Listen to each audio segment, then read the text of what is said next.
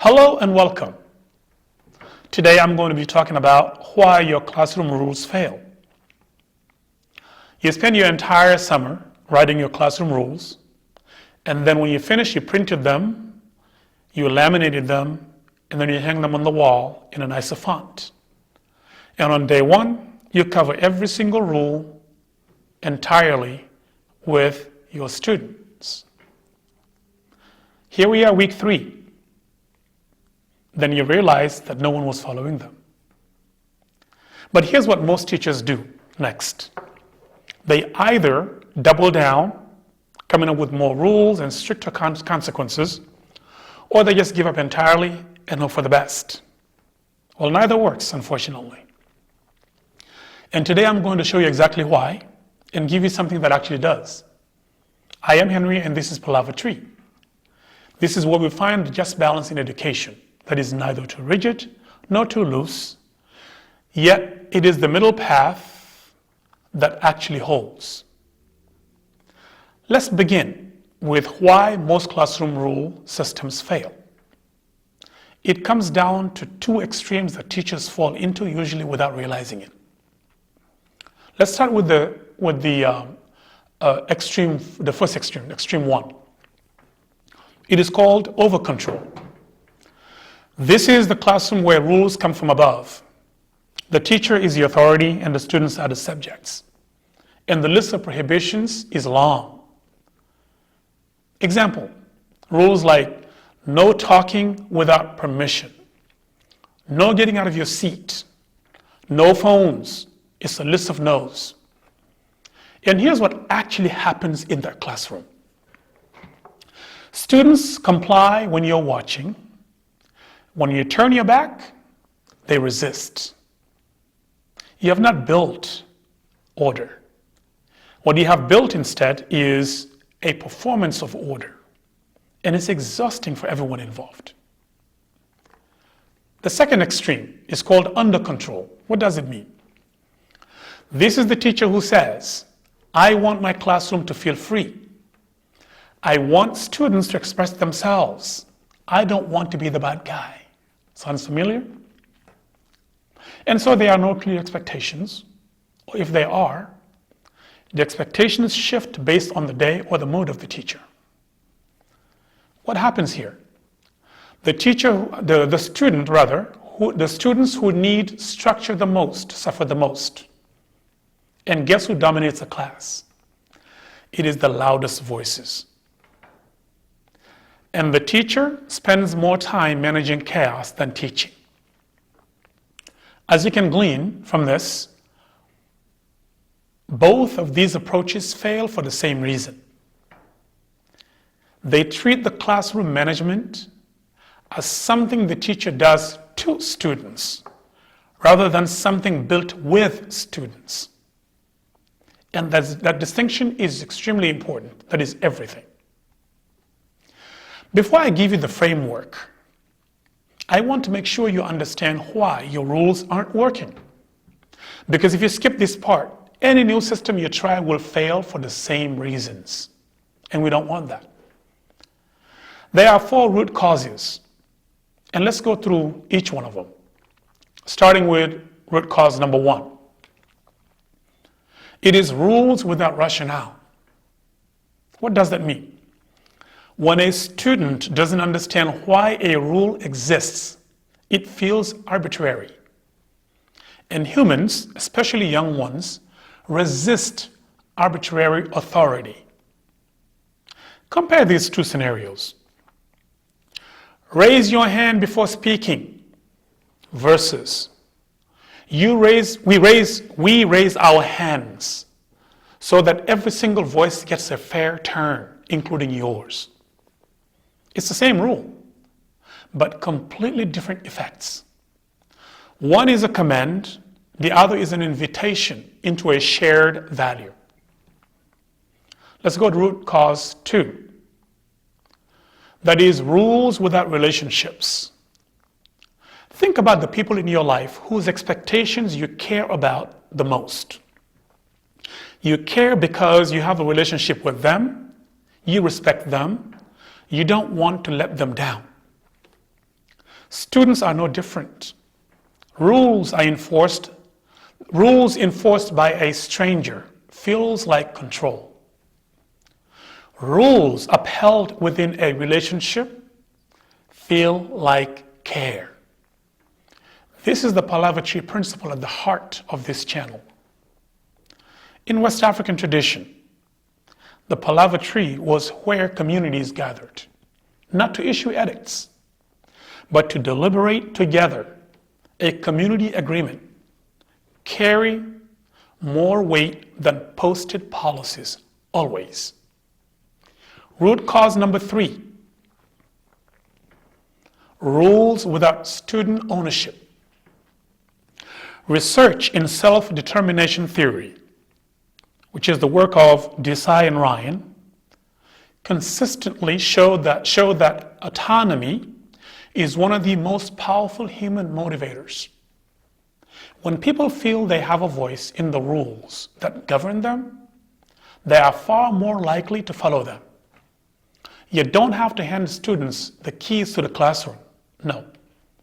But even a small gesture, such as a class discussion, a vote on wording, or one suggested revision, dramatically increases buy-in. Because now it's not your rule, it is our rule. Root cause number 4, consequences that punish rather than teach. Most discipline systems tell students what not to do. They describe the punishment for the violation, but they don't answer the most important question: what do we usually want students to do instead? Or rather, what do we actually want students to do instead, and how do we teach that? Punishment without teaching is just pain. And as you know, pain does not build character, it builds resentment. Now, with all of that as our foundation, let me give you the just balance. The just balance framework for classroom agreements has 3 pillars. And I want you to write this down. Write every one of these pillars down, because I don't want you to miss out. I want you to be able to take something out of this and use it in a practical manner. Pillar number 1, it is structure with purpose. Let me explain. It's fewer rules, clearly explained, each one tied to a shared value.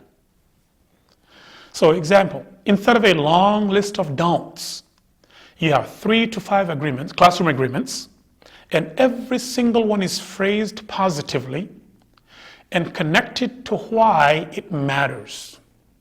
No interrupting.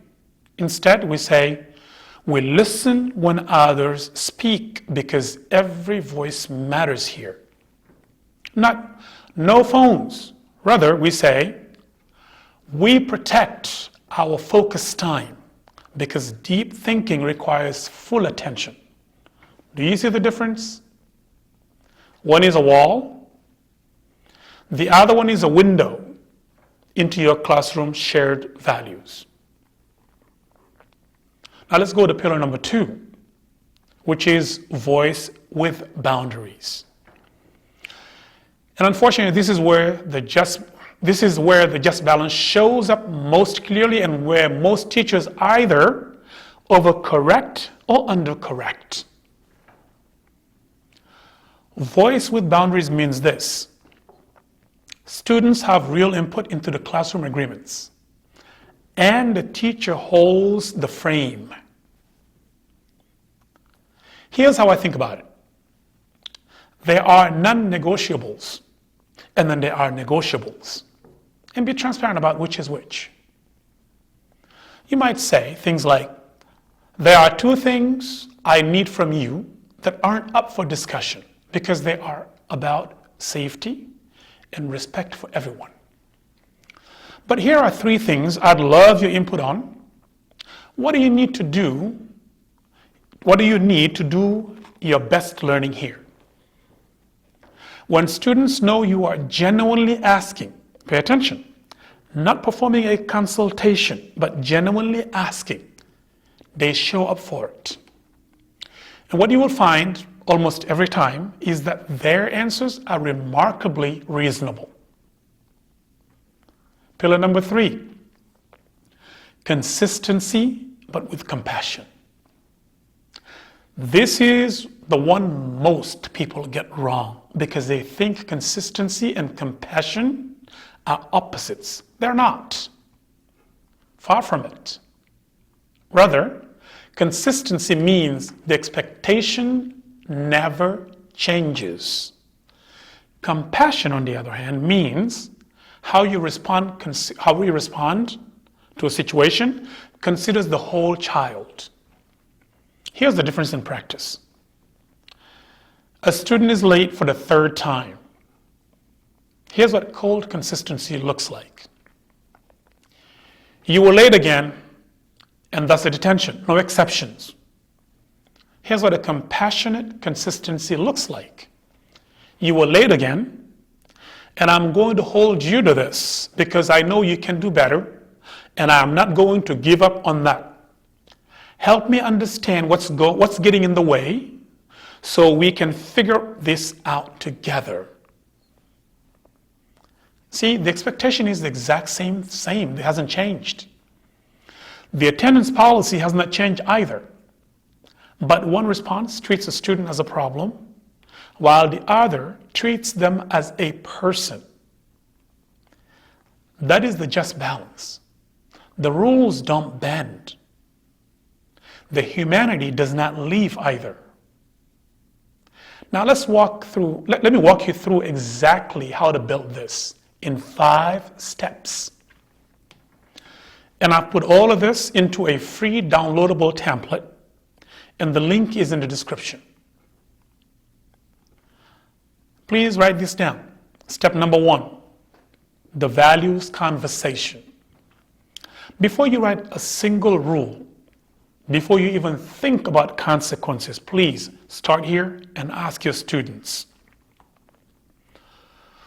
what do you need in this classroom to feel safe, respected, and ready to learn?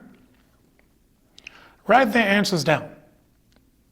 And when you write them down, write them on the board in front of them so they can see that you actually heard them. I promise you, they will not say things like, we need to be able to run around and yell whenever we want.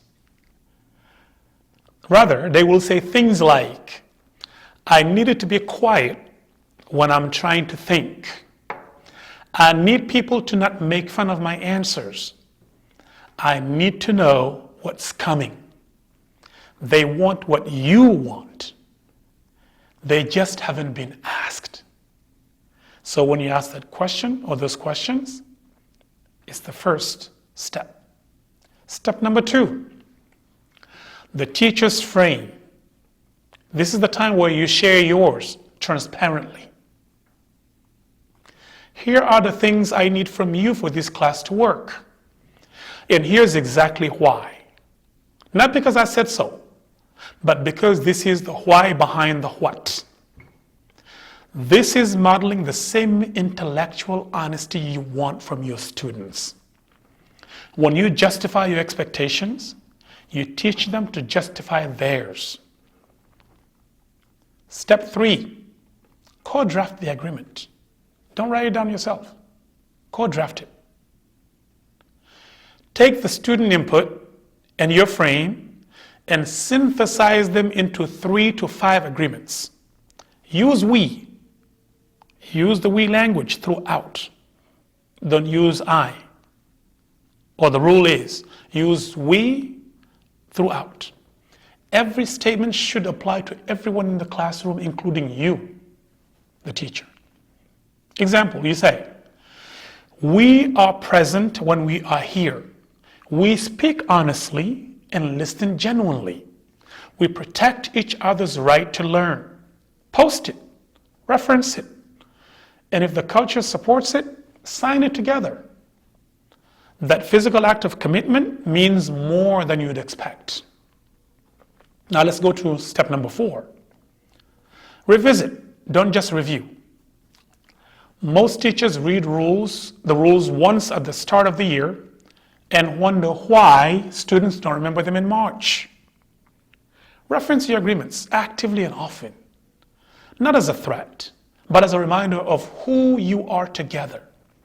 Example, you say, remember our agreement about listening? That's what I'm asking for right now. Not because it's a rule, but because it is who we said we would be. Step number 5, repair, don't just punish. When an agreement is broken, and it will be, we all know that, the first question is not what's the consequence. Rather, it should be, how do we repair this? What harm was done? To whom? What does accountability look like here? What does it look like here?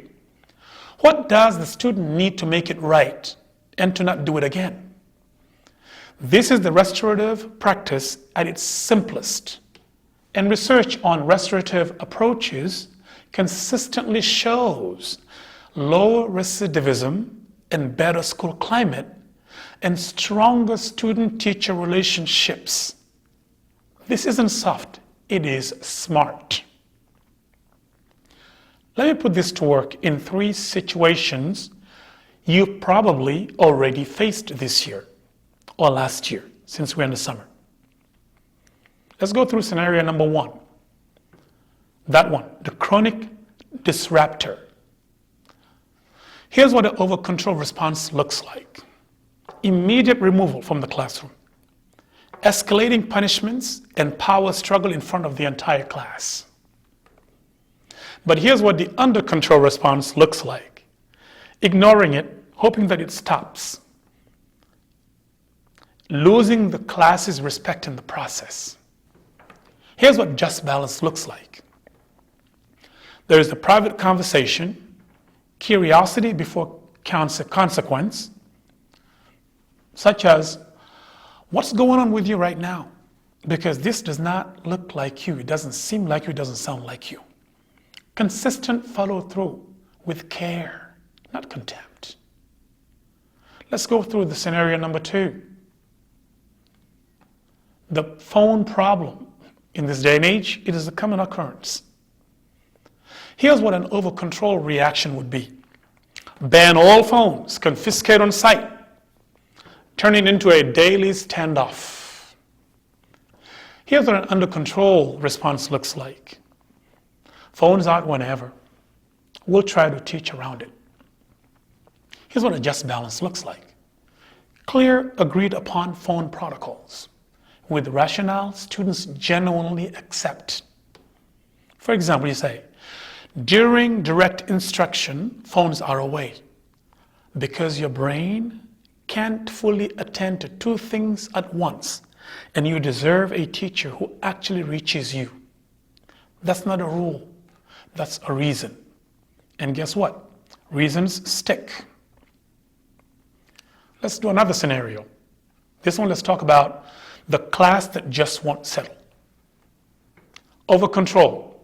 Here's what it looks like. Nobody moves until I have complete silence, which I used to do in my first years, my early years of teaching, which turns into a standoff, nobody wins. Here's an under control response, which is my pivot after a few years of teaching. The teacher waits indefinitely, growing more frustrated, losing minutes of instruction. Here's what the just balance looks like. There's a reset ritual, a consistent brief signal, a tone maybe, a phrase maybe, a gesture, that your class has agreed means we are transitioning now. It is practiced until it's automatic. It is not a command.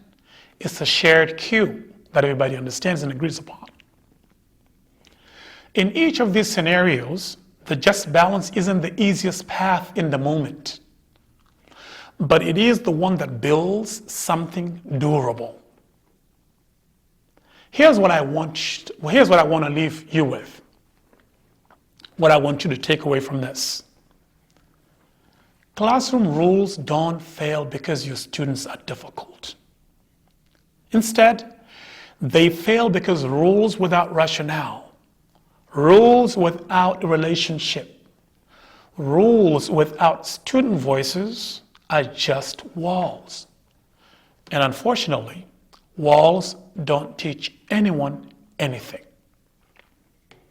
The just balance isn't soft. It isn't strict.